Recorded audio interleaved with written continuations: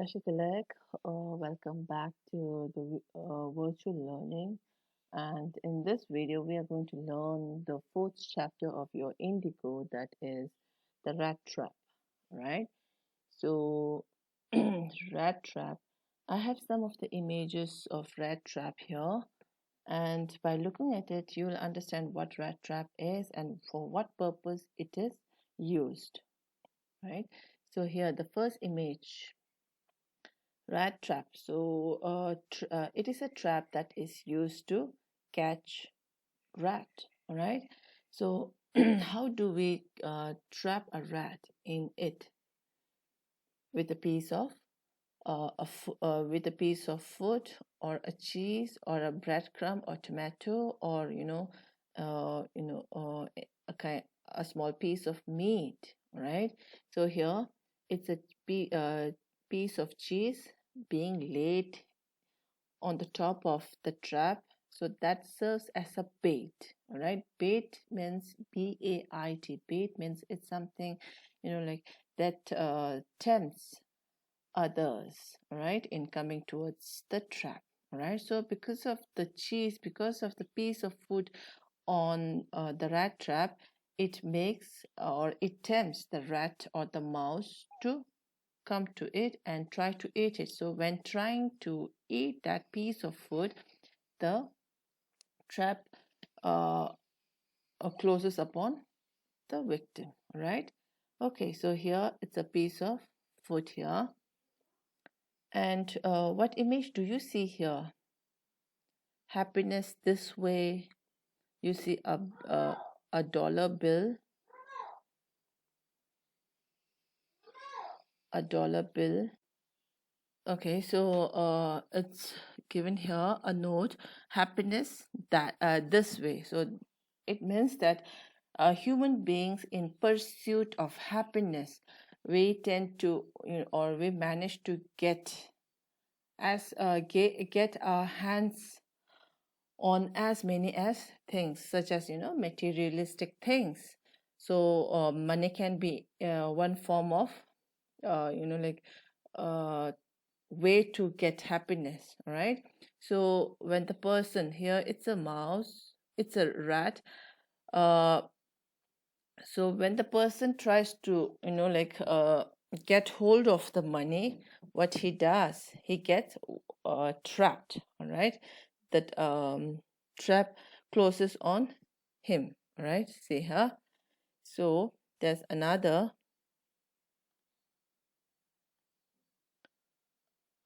here. Now here money serves as a bait. All right, so money is one of the reasons why people are tempted to adhere or stick to heinous crimes, murder, robbery. So one of the reasons could be money. All right, so here money serves as a bait, and because of trying to lay their hands on it, they falls into the trap. All right, okay, now let's go through about the author, Selma Lagerlöf. So this is the picture of Selma Lagerlöf, and she is a Swedish author, right? By origin, Swedish. So her original or her full name is Selma Ottilia Lovisa Lagerlöf. She was born on 20th November 1858 and passed away on 16th March 1940. And she was a Swedish author, not only an author but also a teacher. She published her first novel, Gösta Berling's Saga, at the age of 33. So, at the age of 33, she published her first novel titled Gösta Berling's Saga. She was the first woman to win the Nobel Prize in Literature. So, Nobel Prizes are given uh, for different achievements. So she received Nobel Prize in Literature. His Holiness Dalai Lama received Nobel Peace Prize. All right. Now here, the author has received Nobel Prize not in peace but in literature, and she was awarded this award in the year 1909. Okay, now most of her stories were translated into many languages because of popularity of, like her stories. They were translated into many languages. So in all her stories, a universal theme runs through all of them, right?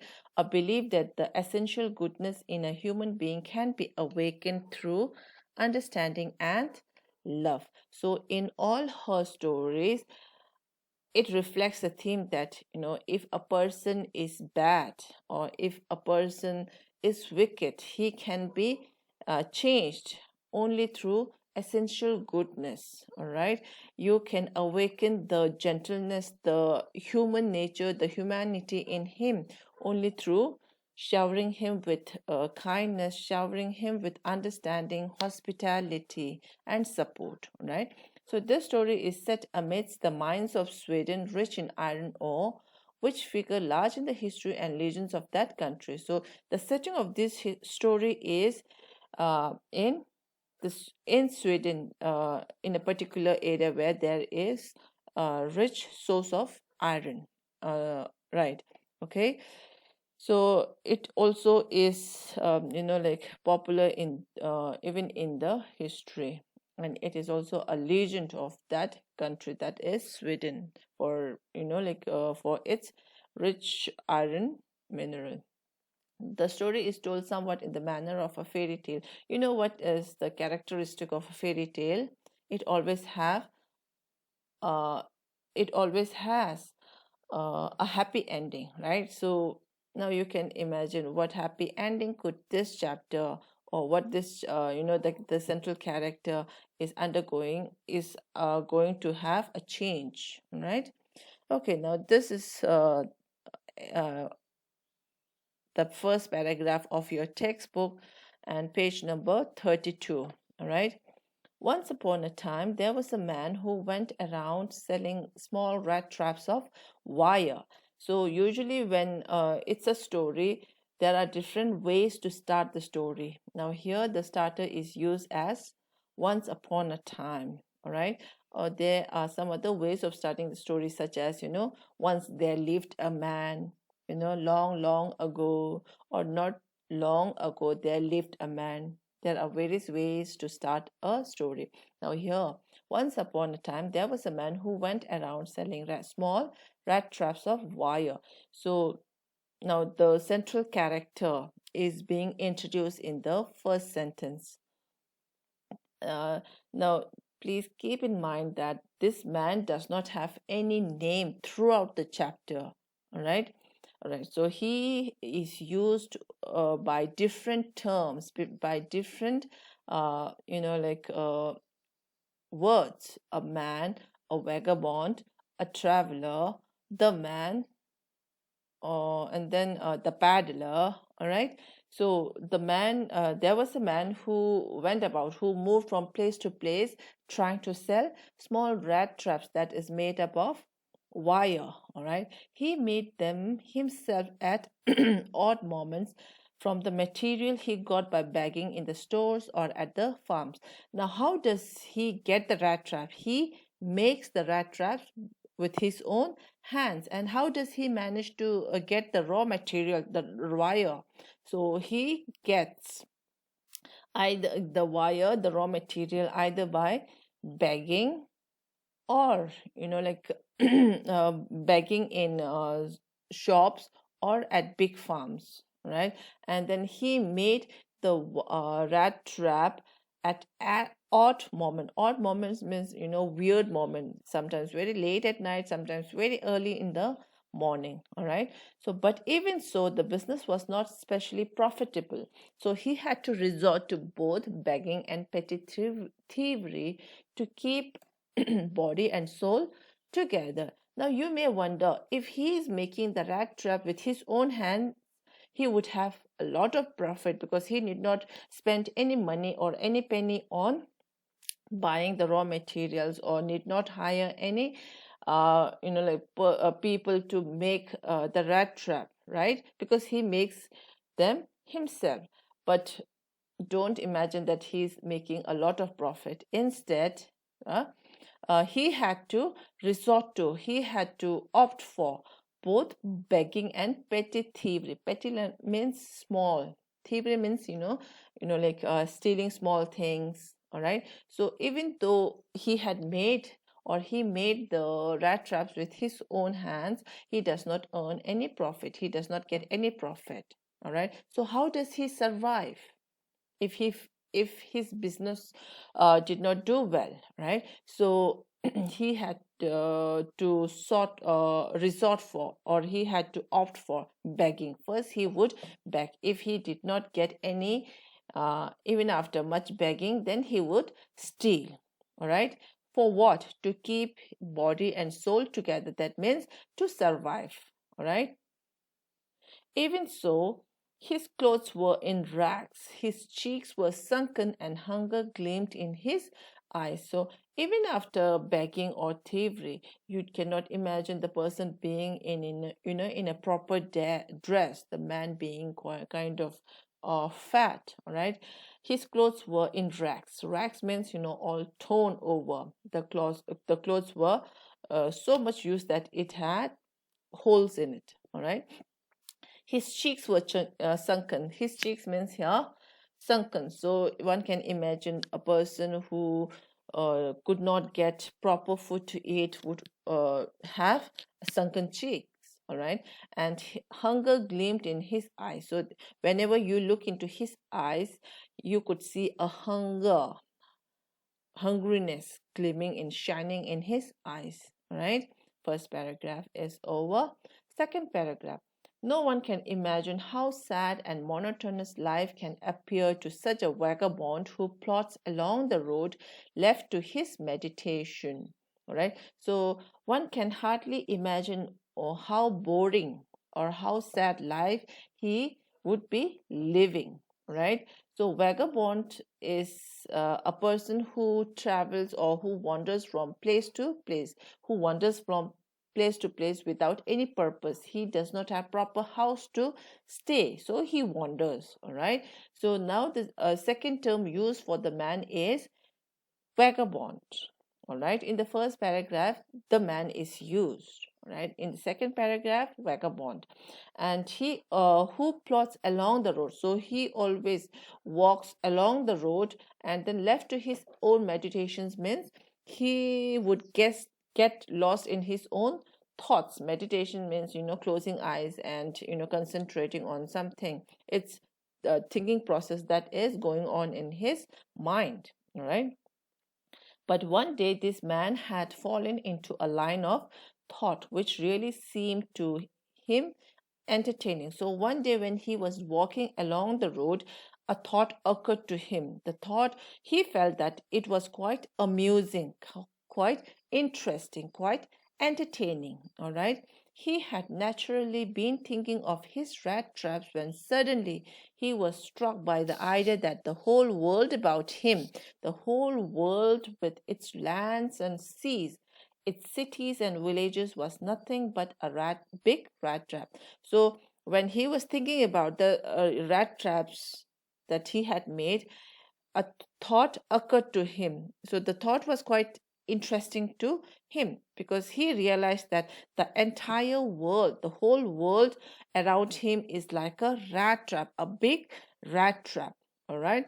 Now, in the world, you will find so many different places, many seas, so many villages and cities, and like places rich with minerals. So he realized that the world with so many riches, so many beautiful cities and villages, lands and seas are like a big rat trap. All right. It had never existed for any other uh, purpose than to set baits for people. So he felt that world is a rat trap. Now there should be a bait to trap the people, isn't it?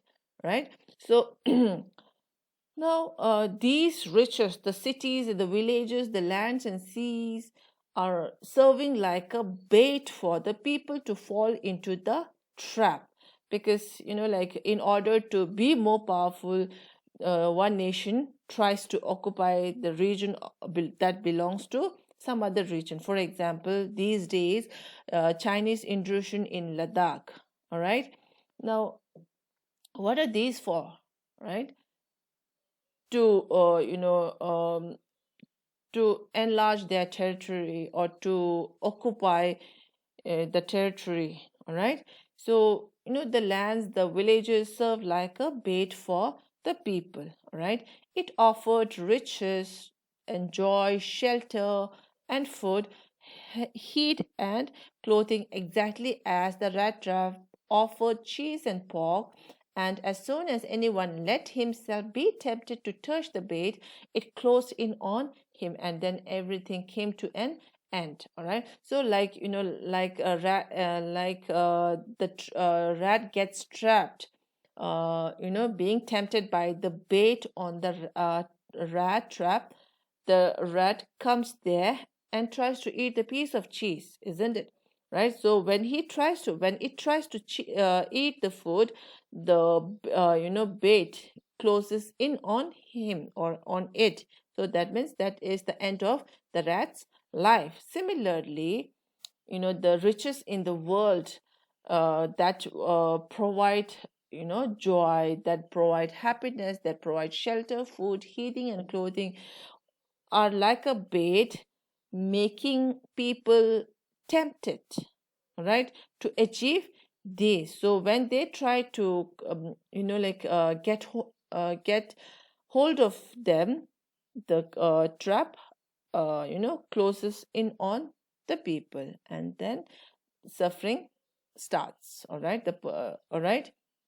Okay, so there's a similarity being shown between the world and the rat trap. World, for the world, what are the baits? For example, the lands, seas, regions, villages, cities, right? Minerals, money. And for the rat trap, piece of food, piece of, cheese, right? Okay. Next, the world had, of course, never been very kind to him, so it gave him unwanted joy to think ill of it in this way. Now, the world means the people around him had never ever been kind to him. They were very rude to him. All right. So when a person faces such rudeness, such unkind behavior from other people, the person is surely going to develop, hatred towards these people, isn't it? All right. So whenever he thinks bad about these people, it gave him, unwanted, undesirable joy. All right. So the reason why he thinks bad about other people is because he is never treated well by the world or the society, right? It became a cherished pastime of his during many dreary plottings to think of people he knew who had let themselves be caught in the dangerous snare, and of others who were still circling around the bait. So it was his favorite pastime to think of, people suffering, like when he was walking so boringly on the road, it would become his favorite time pass to think of or to see people suffering, people who have fallen into the rat trap. All right. Okay. And then he also gets happiness when he sees people, circling around the bait. That means they are, one day or the other, they are surely going to fall into the trap. All right. Okay. uh One dark evening, as he was trudging along the road, he caught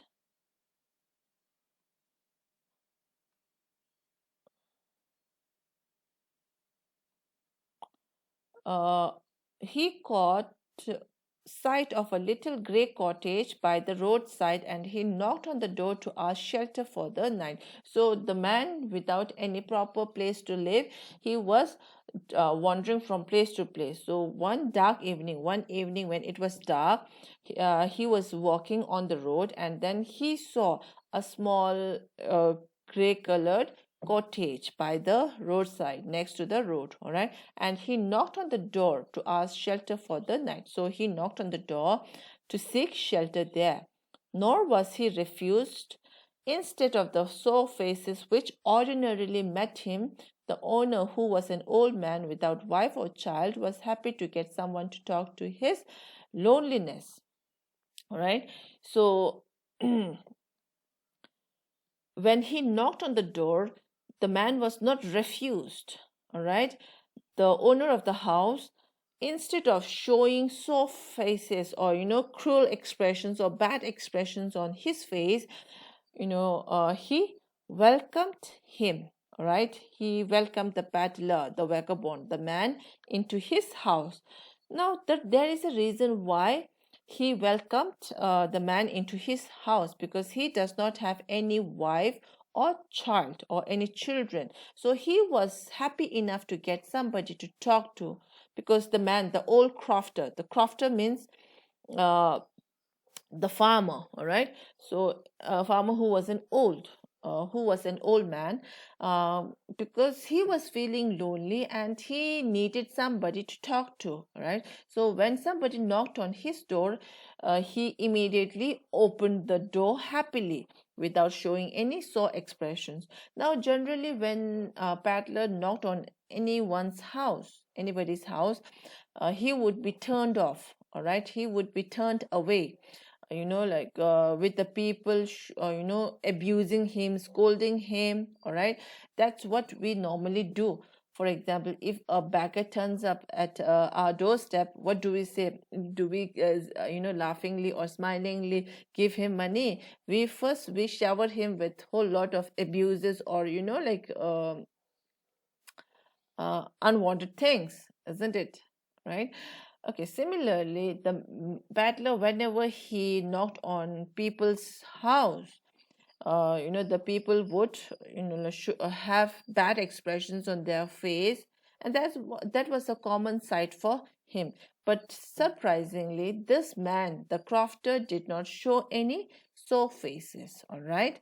Instead of abusing the vagabond or the peddler, he was happy to welcome him so that he could spend his time with the man talking. All right.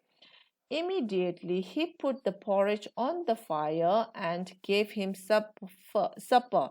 Then he carved off such a big slice from his tobacco roll that it was enough both for the stranger's pipe and his own. Right. So immediately, as soon as the man got inside his house, the crofter went to heat the porridge, the leftover porridge, and gave the man supper. Supper means dinner, right? And then he sliced off a big slice from his tobacco roll that it was enough for both the stranger's pipe and his own. So he not only shared the dinner porridge with the man, he even shared the tobacco share with the man. So one can imagine a kind of hookah, all right, where you put the tobacco roll in it, and then you, and through the pipe you enjoy it. All right. So finally he got out an old pack of cards and played majoles with his guests until bedtime. So finally, after letting the man eat his uh, dinner and enjoying his tobacco, the crofter took out a pack of cards, and they started playing majoles till their bedtime, till they bedtime. All right, they decide to sleep. All right, so majoles is the name of a card game. Right, like in India we have 37 or take two, bombard, then 1,000, marriage, or then what, teen pati, and so on. So majoles is also a card game that is played in Sweden. All right. Okay, so I'll stop here. We'll see you in the next video with the continuation of the paragraphs and the theme. All right. So till then, take care and be safe.